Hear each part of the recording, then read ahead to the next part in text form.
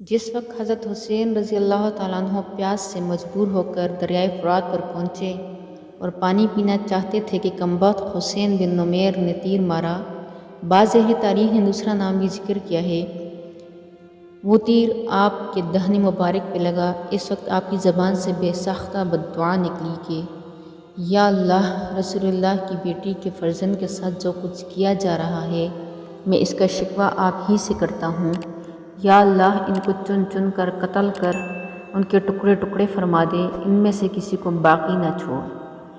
اول تو ایسے مظلوم کی بددعا، پھر سب رسول صلی اللہ علیہ وسلم، اس کی قبولیت میں شعبہ کیا تھا؟ بس دعا قبول ہوئی اور آخرت سے پہلے ہی دنیا میں ایک ایک کر کے بری طرح مارے گئے۔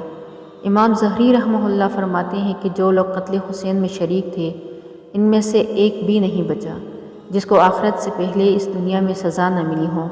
کوئی قتل کیا گیا، کسی کا چہرہ سخت سیاہ ہو گیا یا مسح ہو گیا، یا چند ہی روز میں ملک و سلطنت چھن گئے، اور ظاہر ہے یہ ان کے اعمال کی اصلی سزا نہیں ہے بلکہ اس کا ایک نمونہ ہے جو لوگوں کی عبرت کے لیے دنیا میں دکھایا گیا ہے۔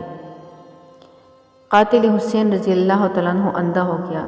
سب ابن جوزی رحمہ اللہ نے روایت کیا ہے، ایک بوڑھا آدمی حضرت حسین رضی اللہ تعالیٰ عنہ کے قتل میں شریک تھا، وہ دفعتاً نابینا ہو گیا۔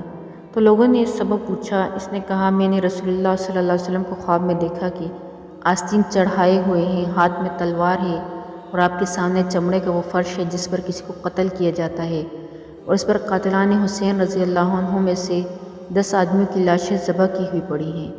اس کے بعد آپ نے مجھے ڈانٹا اور خون حسین رضی اللہ کی ایک سلائی میری آنکھوں میں لگا دی۔ میں صبح اٹھا تو اندھا تھا۔ نیز ابن جوزی رحمہ اللہ علیہ نے نقل کیا ہے کہ جس شخص نے حضرت حسین رضی اللہ عنہ کے سر مبارک کو اپنے گھوڑے کی گردن میں لٹکایا تھا، اس کے بعد اسے دیکھا گیا کہ اس کا منہ کالا تارکول ہو گیا۔ لوگوں نے پوچھا، تم سارے عرب میں خوشرو آدمی تھے، تمہیں کیا ہوا؟ اس نے کہا، جس روز سے میں نے یہ سر گھوڑے کی گردن میں لٹکایا، جب ذرا سوتا ہوں 2 آدمی میرے بازو پکڑتے ہیں اور مجھے دہکتی ہوئی آگ پر لے جاتے ہیں اور اس میں ڈھال دیتے ہیں جو مجھے جھلس دیتی ہے، اور اسی حالت میں چند روز کے بعد وہ مر گیا تھا۔ نیز ابن جوزی نے سدی سے نقل کیا ہے کہ انہوں نے ایک شخص کی دعوت کی، مجلس میں یہ ذکر چلا کہ حسین رضی اللہ عنہ کے قتل میں جو بھی شریک ہوا اس کو دنیا میں بھی جلدی سزا مل گئی۔ اس شخص نے کہا، بالکل غلط ہے، میں خود ان کے قتل میں شریک تھا، میرا کچھ بھی نہیں بگڑا۔ یہ شخص مجلس سے اٹھ کے گھر گیا، جاتے ہی چراغ کی بتی درست کرتے ہوئے اس کے کپڑوں میں آگ لگ گئی اور وہیں جل بن گیا۔ سدی کہتے ہیں کہ میں نے خود صبح اس کو دیکھا کہ وہ کوئلہ ہو چکا تھا۔ جس شخص نے حضرت حسین رضی اللہ عنہ کے تیر مار کر اور پانی پینے نہیں دیا، اس پر اللہ تعالیٰ نے ایسی پیاس مسلط کر دی کہ کسی طرح پیاس بجھتی نہ تھی۔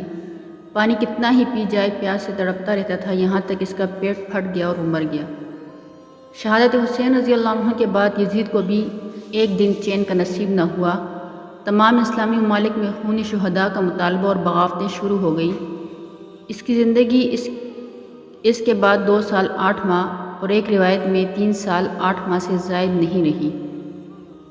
دنیا میں بھی اس کو اللہ تعالیٰ نے ذلیل کیا اور اسی ذلت کے ساتھ ہلاک ہو گیا۔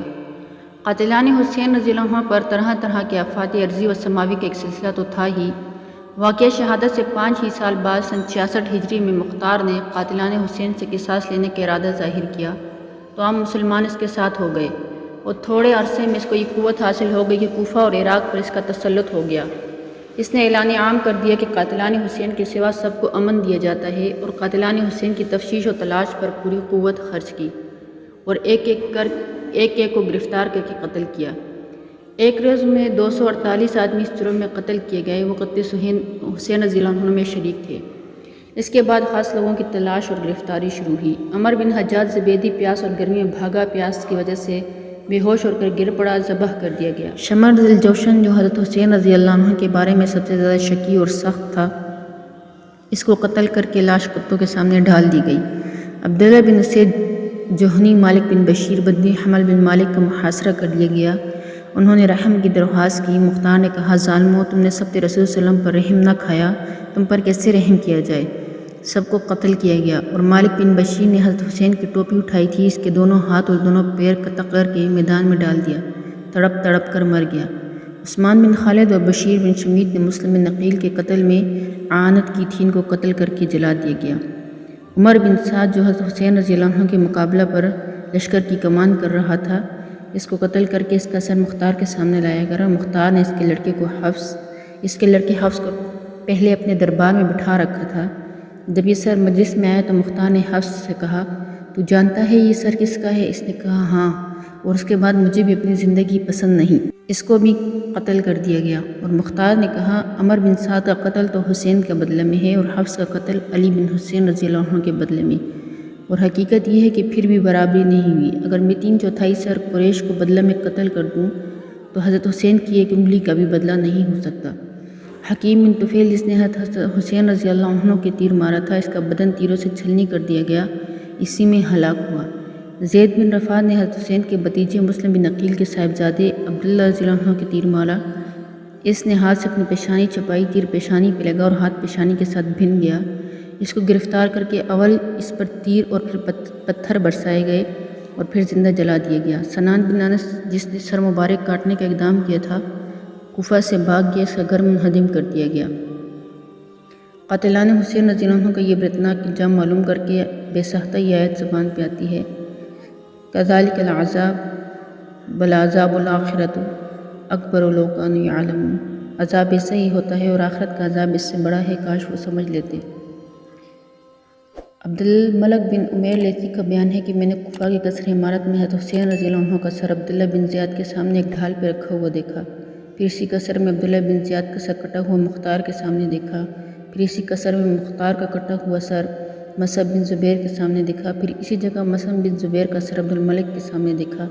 میں نے یہ واقعہ عبدالملک سے ذکر کیا تو اس قصر کو منحوس سمجھ کر یہاں سے منتقل ہو گیا۔